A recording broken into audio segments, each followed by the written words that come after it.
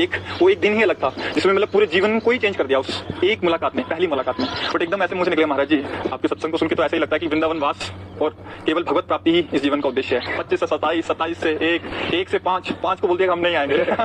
कुछ दिन के ही सत्संग से ऐसा लग गया कि अभी बहुत दिनों से पिछड़े थे और यहीं महाराज जी के पास ही ठोर थी और वृंदावन में ही एक ठिकाना है हमारा। जय जय श्री हरिवंश। वृंदावन के प्रेमी संतों की श्रृंखला में आपका बहुत बहुत स्वागत है। आज हमारे साथ हैं श्री नवल नागरी बाबा जी, श्री हरिवंश श्रीवंश। जैसा आज आप एक विरक्त वेश में हैं, इससे पहले भी आपका एक जीवन रहा होगा।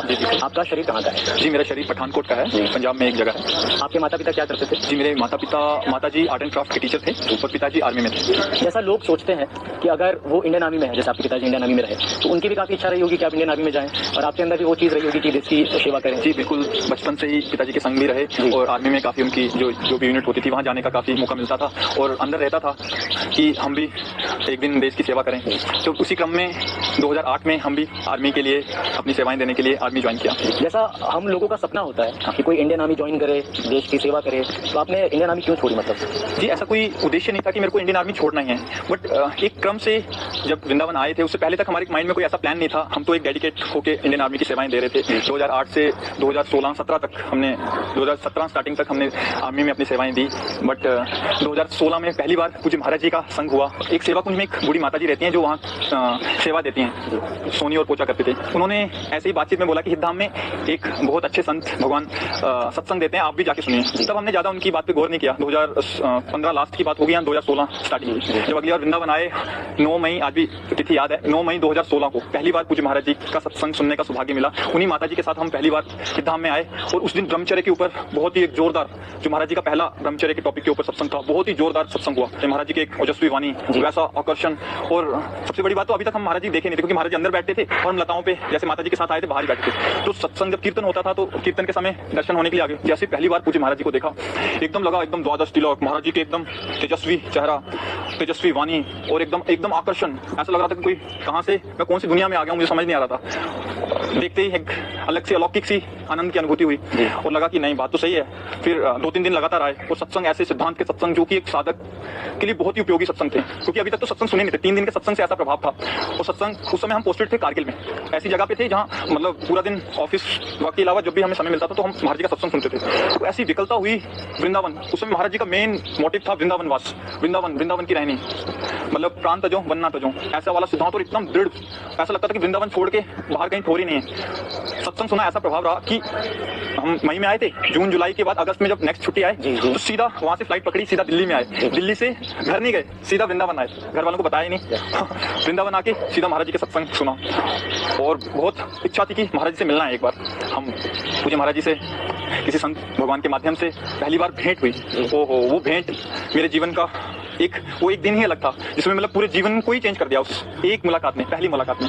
ज्यादा नहीं, 5-7 मिनट की मुलाकात में पूरा जीवन ही। महाराज जी ने सर्वप्रथम क्या कहा था? जैसे हम दंडवत किए पूज्य महाराज जी को, महाराज जी ने पूछा कि बेटा आपके जीवन का क्या उद्देश्य है, और थोड़ी बातचीत हुई थी तो किसी ने बताया कि आर्मी में है तो आपका सत्संग सुने तो बहुत आकर्षित हैं, तो महाराज जी आपके जीवन का उद्देश्य क्या है? तो एकदम मुंह से निकल गया, यद्यपि कोई उद्देश्य नहीं था बट एकदम ऐसे मुंह से निकले महाराज जी आपके सत्संग को सुन के तो ऐसा ही लगता है कि वृंदावन वास और केवल भगवत प्राप्ति ही इस जीवन का उद्देश्य है, अन्य कोई भी ऐसा उद्देश्य अभी नजर नहीं आ रहा। कुछ दिन के ही सत्संग से ऐसा लग गया कि अभी बहुत दिनों से पिछड़े थे और यहीं महाराज जी के पास ही ठोर थी और वृंदावन में ही एक ठिकाना है हमारा। तो समय व्यतीत होता गया, फिर से अक्टूबर में हम यहाँ आए तो हम ज्यादा उस समय संतजन नहीं थे। हितधाम में पूज्य महाराज जी रोज शाम को राधा वल्लभ जी जाते थे प्रसाद पाने के बाद, तो 2-4 संतजन ही थे तब। तो कृपा करके हम भी साथ पीछे चल लेते थे, दर्शन करके आते थे और उनका रात का संग मिला। रात को उस समय चरण सेवा का सौभाग्य प्राप्त हुआ, क्योंकि कितने जने थे ही नहीं। तो महाराज जी के साथ जो एक संभाषण, और महाराज जी हर समय एक भागवतिक बातचीत, और हमें लगता था कि जीवन का बस यही है। बाहर तो घूमे आए थे, सारा पूरा संसार तो देख ही रहे थे, बाहर लोगों के साथ रहना उठना बैठना तो होता ही था, बट ऐसी लाइफ, ऐसी एक महाराज जी की ओजस्वी वाणी, मतलब उसका संग आपको लगा कि जन्म मतलब जिसके लिए भटक रहे थे, बिल्कुल ऐसा ही। उसके बाद तो और ज्यादा आग लग गई कि नहीं अभी तो रहना ही नहीं है, और ज्यादा संग हुआ। हमने गए और लगा कि अभी छोड़ देंगे आदमी, पर घर वालों को कैसे बताएं, पिताजी को कैसे बताएं, अभी डांट पड़ेगी घर से, माता जी से डांट पड़ेगी। समय व्यतीत होता गया, 2016 चल रहा है अभी। बीते बीते हम उसका अक्टूबर के बाद सीधा 6 महीने बाद छुट्टी आए। वहां जाके हमने बोला कि हम नौकरी नहीं करेंगे, तो हमने काफी एप्लीकेशन वगैरह लगाया, बट सबने बोला कि नहीं अभी तो 3-4 साल 5 साल की और रह गई है, तो आप नौकरी तो कर ही लीजिए, सरकारी नौकरी ऐसे मत छोड़िए, पेंशनेबल सर्विस है आपकी, तो पेंशन लेके फिर जैसे रहना होगा आप रहिए। काफी सारे इंटरव्यू वगैरह वहाँ हुए, बट किसी ने छोड़ा नहीं। फिर लास्ट में बोला तू कहाँ जाना है, हमने बोला हमें मथुरा ही रहना है, तो उन्होंने बोला तेरी मथुरा पोस्टिंग करा देते हैं, तो मथुरा पोस्टिंग उन्होंने करा दिया।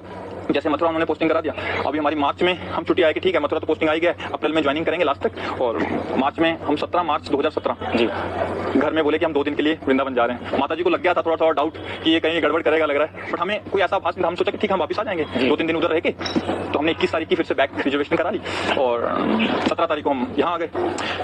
18, 19, 20 बढ़ता गया। 21 तारीख को मेरे धक धक ऐसे होने लगे कि आज जाना है। तो अभी जाना है तो इसके नाम से कैसे जाएं, बिल्कुल मन नहीं है। फिर हमने सोचा कि 1 महीने की छुट्टी तो आई है, तो घर में फोन किया कि हम 2 दिन बाद और आएंगे, किसी कारणवश हम 2 दिन और यहाँ रहेंगे। उन्होंने बड़ी मुश्किल से माने, कह रहे क्या रखा अभी घर में आओ, ये है वो है। तो 23 तारीख रिजर्वेशन करा लिया तत्काल में। फिर 23 तारीख आ गई, फिर घर में फोन किया, फिर बोले कि 25 को